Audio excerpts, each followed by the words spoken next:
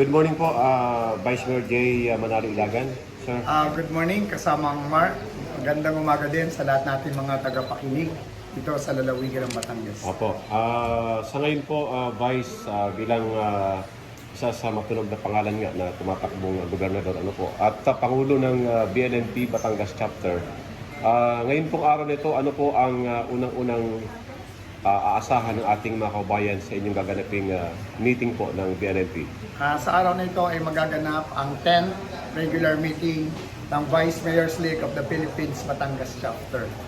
At bukod dito ay nais namin ipagbigay alam ng ating minamahal na Senator Amy Marcos ay paparating din po upang kumustahin ang lahat ng mga Vice Mayor dito sa lalawigan ng Batangas. Opo. Ito po ba, Vice Jay, ay sadyang bisita o nagkataon po sa inyong meeting ngayon?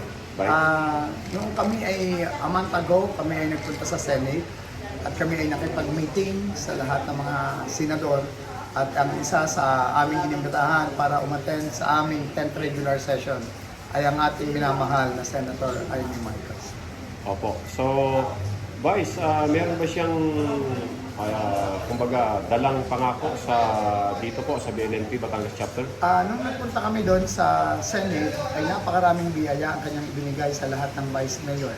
At ang aking paniwala ay ngayong araw na ito ay meron uling pasabog si Senator Amy Marcos na siguradong makakatulong sa ating mga kababayan dito sa lalawigan ng Batangas, lalo tigit sa Vice Mayor's League of the Philippines Batangas Chapter. Opo. At marami na hong programa po ang BNNP sa lalawigan ng Batangas. At pwede bang makarinig ng ilan sa mga programa niyo, Vice Mayor Jay? Sa ngayon ay ang programa ng kabubukas lamang ay ang Intertown ng volleyball men and women na binuksan natin last March 10. Patuloy ang ating sa health services, patuloy ang eye cataract operation, eye cataract screening, ganoon din ang breast and cervical screening, at meron din tayong bloodletting activity.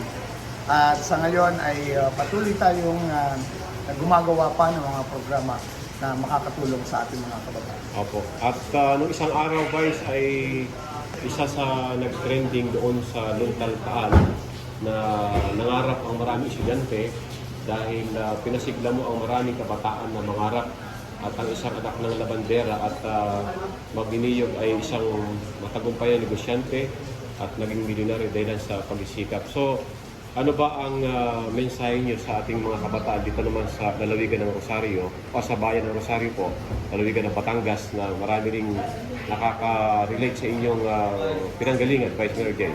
Una, ang aking pasasalamat sa local government ng Rosario. Una sa pangunguna ni Mayor Yogi Morpe.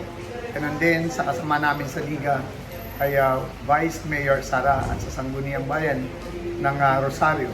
Gusto ko lang sabihin sa ating mga kababayan dito na patuloy kaming gumagawa ng mga proyekto kung saan ay ito ay pakikinabangan ng marami. Sa totoo lang, maraming beses na kaming nakapagganap dito para sa mga eye cataract operation, ganoon din sa ating bloodletting activity. At ang mensahe natin sa mga kabataan dito, patuloy tayong mangarap. Hindi lamang ang mayayaman ang pwedeng mangarap, kundi yung mga simpleng tao ay pwede rin magtagumpay tulad ng nangyari sa inyong lingkod. Opo, at inspirasyon nga, Vice, noong nakaraan araw sa Taal, yung inyong sinabing yun na ang mangarap ay libre, kaya lakihan na yung pangarap. Iisa na ang libre ngayon, ang mangarap, lahat may bayad na. Opo. Kaya hinihikayat natin ang lahat na patuloy tayong mangarap dahil ang lahat ay nagsisimula sa isang pangarap. Vice Mayor, mensahe po ngayong Women's Month. Ang aking mensahe para sa mga kababaihan, hindi lamang sa lalawigan ng Batangas, kundi sa buong Pilipinas, nawa ay patuloy na maging safe ang ating mga kababaihan at na napakagaganda ng mga batas na lumalabas ngayon. Ito ay may kaugnayan upang protektahan ang ating mga kababaihan. At nawa ay ang mga kababaihan ay manatiling nagbibigay ng liwanag sa bawat tahanan at manatiling matatag para sa isang matatag na pamilya. Maraming salamat po, at yan po ang tinig po ng Presidente ng PLNP, Vice Mayor League of the Philippines Batangas Chapter, Vice J. Manalo Ilagan ang tumatakbong gobernador sa lalawigan ng Batangas. Maraming salamat po. God bless sa inyo, Vice J. Maraming Manalo. salamat din po at magandang